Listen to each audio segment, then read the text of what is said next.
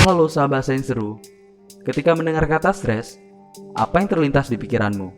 Sedih? Gelisah? Atau marah? Tidak sepenuhnya salah, tapi juga tidak sepenuhnya benar. Jadi, stres ini lebih sering dikaitkan dengan hal-hal yang tidak menyenangkan. Padahal stres itu ada dua jenis, yaitu distres atau stres yang bersifat tidak menyenangkan, seperti jenis stres yang sering kita interpretasikan. Tetapi ada juga jenis stres yang kedua, yaitu eustress atau stres yang bersifat menyenangkan dan merupakan pengalaman memuaskan. Nah, setelah tahu informasi ini, jangan sampai salah lagi dalam mengaitkan stres hanya dengan hal-hal negatif. Mari kita bahas topik utama kita. Jadi apa sebenarnya stres itu? Stres merupakan reaksi dari tubuh seseorang yang muncul ketika menghadapi ancaman, kebahagiaan, ketakutan, atau suatu perubahan. Stres ini juga dapat terjadi karena situasi atau pikiran yang membuat seseorang merasakan putus asa, gugup, marah, atau bersemangat. Ada banyak hal yang dapat menyebabkan seseorang mengalami stres, misalnya masalah keluarga, cinta yang bertepuk sebelah tangan, atau masalah keuangan bagi anak kos di akhir bulan. Lalu, apa sih yang sebenarnya terjadi di dalam tubuh kita ketika kita stres? Bagaimana proses stres itu bisa terjadi? Nah, stres ini akan mempengaruhi seseorang secara fisik dan juga mental. Hal yang memicu stres atau yang disebut dengan stresor awalnya akan mengaktifkan hipotalamus, yaitu sebuah kelenjar di otak. Hipotalamus kemudian mengendalikan sistem saraf yang disebut sistem saraf simpatis.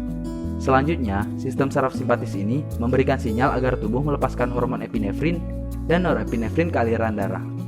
Hormon-hormon ini berfungsi untuk meningkatkan aliran darah ke otot, sehingga ketika stres, kita akan mengalami gejala seperti jantung yang berdetak lebih cepat, pupil mata yang melebar, dan produksi keringat yang meningkat. Secara bersamaan, kelenjar otak yang kita sebut hipotalamus tadi juga akan memproduksi sebuah hormon yang disebut adrenocorticotropic hormone atau ACTH.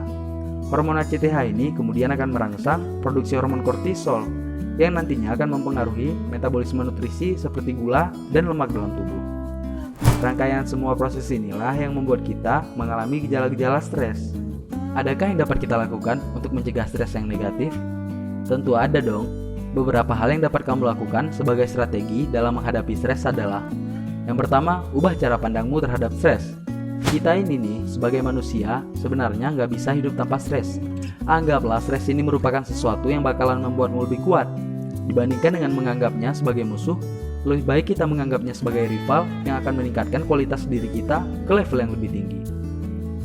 Yang kedua, kenali dirimu sendiri dan lakukan persiapan yang matang.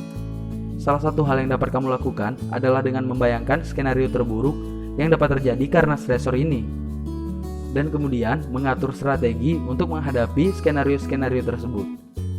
Yang kamu lakukan ini dapat membuat dirimu lebih siap dan menghilangkan kekhawatiranmu. Yang ketiga, manfaatkan lingkunganmu.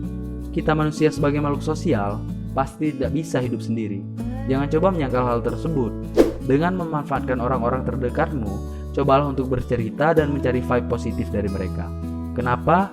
Karena ketika kita melakukan interaksi sosial, tubuh akan memproduksi hormon yang disebut oksitosin, yang kemudian dapat membangun ketenangan, kepercayaan, dan stabilitas psikologimu. Yang terakhir nih, mencari bantuan dari profesional. Jika kamu merasa masalah yang kamu hadapi terlalu berat dan kamu tidak sanggup menghadapinya, jangan pernah ragu untuk mengunjungi mereka, para ahli di bidang psikologi. Mereka adalah orang-orang yang dapat kamu andalkan ketika menghadapi stres. Mereka telah mempelajari perkembangan stres dari berbagai sudut pandang. Jangan malu, takut, atau ragu cuma karena kamu bakalan dianggap orang yang tidak waras. Percayalah, mereka merupakan solusi pilihan terbaikmu untuk apa yang sedang kamu hadapi. Tetap semangat teman-teman. Nah, itu dia topik utama kita tentang pembahasan apa itu stres dan adakah cara untuk mencegah stres. Semoga bermanfaat dan menambah wawasan kita semua. Terima kasih buat kamu yang udah nonton video ini sampai habis. Buat yang masih gabut, kami juga punya video lainnya yang kami tampilkan di layar monitor.